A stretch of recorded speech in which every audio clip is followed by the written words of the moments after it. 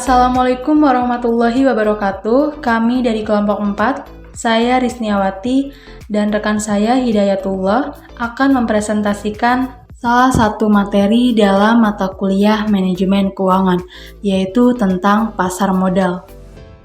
Pengertian pasar modal. Pasar modal atau capital market adalah lembaga keuangan bukan bank yang mempunyai kegiatan berupa penawaran dan perdagangan efek. Dengan demikian, pasar modal dikenal sebagai tempat bertemunya penjual dan pembeli modal. Berdasarkan keputusan Presiden nomor 52 tahun 1976 tentang pasar modal menyebutkan bahwa pasar modal adalah bursa efek, seperti yang dimaksud dalam UU nomor 15 tahun 1952. Selanjutnya, pelaku dalam pasar modal. Pertama, yaitu emiten. Perusahaan yang akan melakukan penjualan surat-surat berharga atau melakukan emisi di bursa. Para emiten memiliki berbagai tujuan dan hal ini biasanya sudah tertuang dalam rapat umum pemegang saham, antara lain perluasan usaha, memperbaiki struktur modal, dan mengadakan pengalihan pemegang saham. 2. Investor. Investor adalah pemodal yang akan membeli atau menanamkan modalnya di perusahaan yang melakukan emisi. Tujuan dari para investor ini adalah untuk memperoleh dividen, kepemilikan perusahaan, dan berdagang. 3. Lembaga penunjang. Fungsi lembaga penunjang ini antara lain turut serta mendukung beroperasinya pasar modal, sehingga mempermudah baik emiten maupun investor dalam melakukan berbagai kegiatan yang berkaitan dengan pasar modal. 4. Penanggung atau guarantor. Lembaga penengah antara si pemberi kepercayaan dengan si penerima kepercayaan. 5. Wali amanat. Jasa wali amanat ini diperlukan sebagai wali dari si pemberi amanat atau investor. Salah satu kegiatan dari wali amanat ini adalah menilai kekayaan emiten. 6. Perusahaan surat berharga atau securities company. Mengkhususkan diri dalam perdagangan surat berharga yang tercatat di bursa efek. 7. Perusahaan pengelola dana atau investment company. Mengelola surat-surat berharga yang akan menguntungkan sesuai dengan keinginan investor, yang terdiri dari 2 unit, yaitu sebagai pengelola dana dan penyimpan dana. Pelaku dalam pasar modal yang terakhir yaitu kantor administrasi efek. Kantor yang membantu para emiten maupun investor dalam rangka memperlancar administrasinya. Selanjutnya, instrumen pasar modal. Instrumen keuangan yang diperdagangkan di pasar modal merupakan instrumen jangka panjang atau jangka waktu lebih dari 1 tahun. Instrumen yang pertama yaitu saham. Saham merupakan salah satu instrumen pasar keuangan yang paling populer. Saham merupakan instrumen investasi yang paling banyak dipilih oleh para investor karena saham mampu memberikan tingkat keuntungan yang menarik. Manfaat yang diperoleh dari pemilikan saham ini adalah dividen, capital gain, dan manfaat non-finansial. Instrumen pasar modal yang kedua yaitu obligasi. Obligasi adalah surat pengakuan hutang suatu perusahaan yang akan dibayar pada waktu jatuh tempo sebesar nilai nominalnya, atau surat berharga yang berisi kontrak antara pemberi pinjaman dengan penerima pinjaman. Penghasilan yang diperoleh dari obligasi berupa tingkat bunga yang akan dibayarkan oleh perusahaan penerbit obligasi tersebut pada saat jatuh tempo. Instrumen pasar modal yang ketiga yaitu surat berharga lainnya. Selain dari 2 jenis efek yang telah diuraikan di atas yang sudah banyak digunakan sebagai media hutang di bursa efek, terdapat beberapa jenis efek yang juga dapat digunakan sebagai media hutang, seperti auction, warrant, dan right issue. Lembaga yang terkait dengan pasar modal. Yang pertama yaitu BAPEPAM atau Badan Pengawas Pasar Modal. Tugas dari Badan Pengawas Pasar Modal menurut Keputusan Presiden nomor 53 tahun 1990 tentang pasar modal adalah 1. Mengikuti perkembangan dan mengatur pasar modal sehingga efek dapat ditawarkan dan diperdagangkan secara teratur dan efisien serta melindungi kepentingan pemodal masyarakat umum.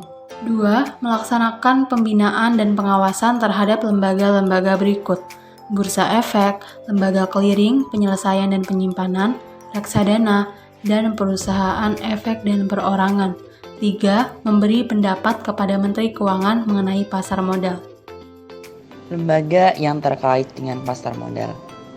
Yang kedua, lembaga penunjang pasar perdana, penjamin emisi efek, akuntan publik, konsultan hukum, notaris, agen penjual, perusahaan penilai. Yang ketiga, lembaga penunjang dalam emisi obligasi. Dalam emisi obligasi, di samping lembaga penunjang untuk emisi saham, juga dikenal lembaga sebagai berikut: wali amanat, trustee, penanggung, guarantor, agen pembayar, buying agent. Yang keempat, lembaga penunjang pasar sekunder, lembaga yang menyediakan jasa-jasa dalam pelaksanaan transaksi jual beli di bursa.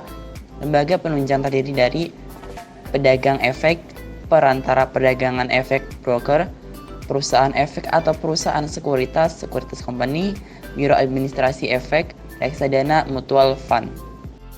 Fungsi pasar modal: tempat bertemunya pihak yang memiliki dana lebih atau lender dengan pihak yang memerlukan dana jangka panjang tersebut atau borrower. Pasar modal mempunyai dua fungsi, yaitu ekonomi dan keuangan. Di dalam ekonomi, pasar modal menyediakan fasilitas untuk memindahkan dana dari lender ke borrower. Dengan menginvestasikan dananya, lender mengharapkan adanya imbalan atau return dari penyerahan dana tersebut. Sedangkan bagi borrower, adanya dana dari luar dapat digunakan untuk usaha pengembangan usahanya tanpa menunggu dana dari hasil operasi perusahaannya. Di dalam keuangan, dengan cara menyediakan dana yang diperlukan oleh borrower dan para lender tanpa harus terlibat langsung dalam kepemilikan aktiva realnya. Masalah-masalah yang dihadapi dalam rangka menggalakkan pasar modal. Pokok-pokok yang merupakan masalah untuk pembangunan pasar modal sebagai contoh di Indonesia dapat ditemukan sebagai berikut. Yang A, tingkat bunga deposito yang tinggi sehingga masyarakat lebih tertarik mendepositokan uangnya daripada menanamkannya dalam surat berharga di pasar modal. B, perusahaan di Indonesia umumnya masih dikelola secara tertutup. C, kebijakan kredit relatif lebih menarik bagi perusahaan sebagai sumber pembiayaan daripada menawarkan saham di pasar modal.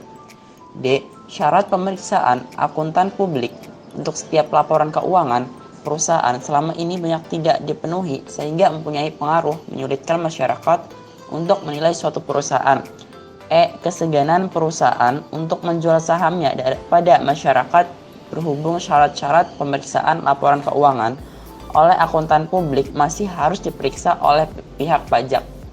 F, fasilitas-fasilitas yang diharapkan untuk beroperasinya pasar modal belum dapat dirasakan sebagai daya tarik yang mampu mendorong perusahaan untuk bersedia menawarkan sahamnya melalui pasar modal.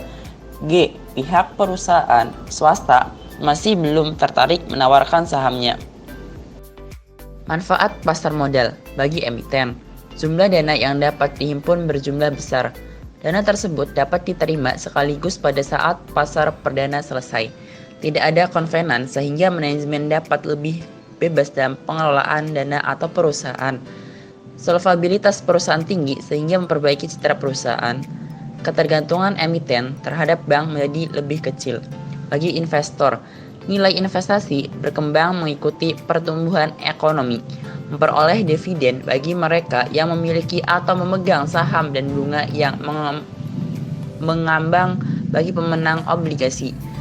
Dapat sekaligus melakukan investasi dalam beberapa instrumen yang mengurangi resiko. Manfaat pasar modal. Secara umum, manfaat dari keberadaan pasar modal adalah sebagai berikut. Yang pertama, menyediakan sumber pembiayaan jangka panjang bagi dunia usaha sekaligus memungkinkan alokasi dana secara optimal.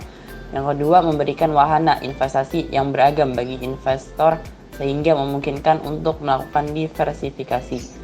Alternatif investasi memberikan potensi keuntungan dengan tingkat risiko yang dapat diperhitungkan. Yang ketiga, menyediakan leading indikator bagi perkembangan perekonomian suatu negara. Yang keempat, penyebaran kepemilikan perusahaan sampai lapisan masyarakat menengah. Yang kelima, penyebaran kepemilikan, keterbukaan, dan profesionalisme menciptakan iklim berusaha yang sehat serta mendorong pemanfaatan manajemen profesi. Demikian materi yang dapat kami sampaikan. Semoga bermanfaat bagi kita semua. Mohon maaf apabila ada kesalahan dan kekurangan. Terima kasih. Wassalamualaikum warahmatullahi wabarakatuh.